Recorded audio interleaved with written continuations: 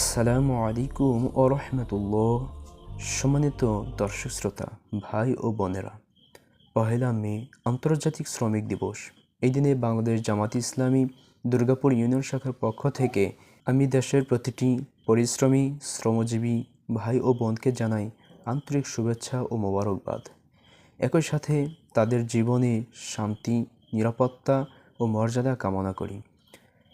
শ্রদ্ধেয় ভাই ও বোনেরা, ইসলাম এমন এক পূর্ণাঙ্গ জীবন ব্যবস্থা যা শ্রম ও শ্রমিকের মর্যাদাকে অস্বীকার করে না, বরং তা স্বীকৃতি দিয়েছে সর্বোচ্চ স্তরে।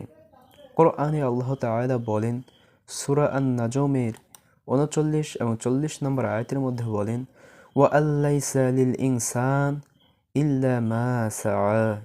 আর এই যে মানুষ যা পাওয়ার জন্য চেষ্টা করে তাছাড়া কিছুই পায় না। ওয়া আন্না সা'য়াহু সাওফা ইউরা। আর এই যে যা চেষ্টা সাধনার ফল শীঘ্রই তাকে দেখানো হবে। প্রিয় নবী মুহাম্মদ রাসূলুল্লাহ সাল্লাল্লাহু আলাইহি ওয়াসাল্লাম বলেন, শ্রমিকের ঘাম শুকানোর আগেই তার প্রাপ্য মজুরি পরিশোধ করো। এই হাদিস প্রমাণ করে ইসলাম শ্রমিকের প্রতি দয়া নয়, বরং ইনসাফ ও ন্যায়ের ভিত্তিতে তাদের অধিকার নিশ্চিত করতে বলে। প্রিয় ভাই ও বোনেরা, আমরা জানি আজকের আধুনিক সমাজ ব্যবস্থায় শ্রমিকরা নানা বৈষম্য ও শোষণের শিকার। ন্যায্য মজুরি, কর্মপরিবেশ ও সামাজিক নিরাপত্তার অভাবে তারা আজও বঞ্চিত। ইসলাম এই বৈষম্যমূলক ব্যবস্থার বিরুদ্ধে। ইসলাম এমন এক সমাজ কায়েম করতে চায় যেখানে শ্রমিকরা হবে সম্মানিত, নিরাপদ এবং তাদের প্রাপ্য অধিকার তারা নিশ্চিতভাবে লাভ করবে। বাংলাদেশ জামাত ইসলামী সবসময় শ্রমিকদের ন্যায্য অধিকার আদায়ের পক্ষে সোচ্চার থেকেছে এবং ভবিষ্যতেও থাকবে ইনশাআল্লাহ।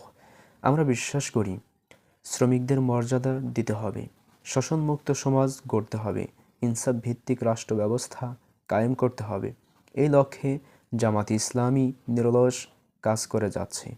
পরিশেষে আমরা এই পবিত্র দিবসে দোয়া করি, আল্লাহ তাআলা যেন আমাদের সকলের পরিশ্রমকে ইবাদতের রূপে গ্রহণ করার তৌফিক দান করেন, শ্রমিক ভাইদের কষ্ট সহজ করে দেন এবং একটি ন্যায়ভিত্তিক সমাজ প্রতিষ্ঠায় আমাদের সকলকে একত্রিত করেন। শুভ আন্তর্জাতিক শ্রমিক দিবস।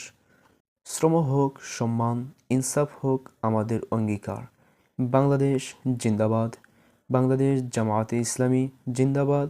বাংলাদেশ শ্রমিক কল্যাণ ফেডারেশন জিন্দাবাদ। আসসালামু আলাইকুম ওয়া রাহমাতুল্লাহ।